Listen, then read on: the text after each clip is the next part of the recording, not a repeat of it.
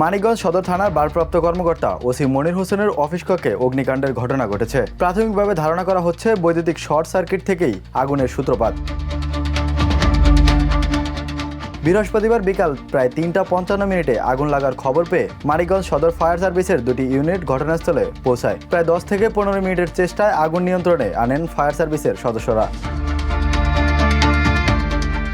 আগুনে অফিস কক্ষে থাকা একটি টেলিভিশন, একটি এসি এবং বিভিন্ন ধরনের আসবাবপত্র পুড়ে যায়। তবে দ্রুত আগুন নিয়ন্ত্রণে আসায় কোনো হতাহতের ঘটনা ঘটেনি। মানিকগঞ্জ সদর ফায়ার সার্ভিসের স্টেশন অফিসার আদম আলী জানান, প্রাথমিক তদন্তে ধারণা করা হচ্ছে একটি টেলিভিশনে বৈদ্যুতিক শর্ট সার্কিট থেকে আগুনের সূত্রপাত হয়েছে। এতে আনুমানিক 3 থেকে 4 লক্ষ টাকার ক্ষয়ক্ষতি হয়েছে। তবে তদন্ত শেষে ক্ষয়ক্ষতির প্রকৃত পরিমাণ নির্ধারণ করা হবে। মানিকগঞ্জ থানা থেকে আমাদের সেন্ট্রিপোস্টে 3:55 দিকে ফোন যায় যে মানিকগঞ্জ থানার ব্যারাকে আগুন লাগছে। তারপর আমরা দ্রুত আইসা 57-58 দিকে আমরা চলে আসছি। চলে এসে দেখি যে এই যে ওসি স্যারের যে রুম আছে এই রুমে আগুন লাগছে। তারপরে আমরা এখান থেকে ধোঁয়া বের হচ্ছে।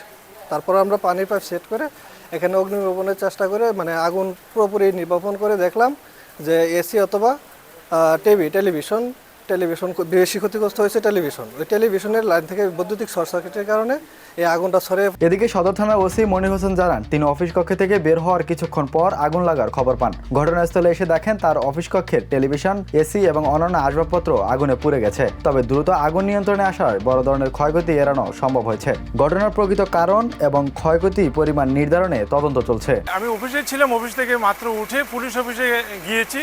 এই 10 মিনিটের ভিতরেই আমাকে ফোন দিল, স্যার আপনার রুমে ধোঁয়া বেরোচ্ছে। এর মধ্যে আস্তে আস্তে এটুকুর ভিতরে যা ছিল পুড়ে গিয়েছে।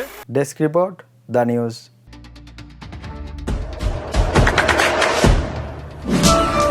দেশে দেশে সবার সাথে দ্য নিউজ।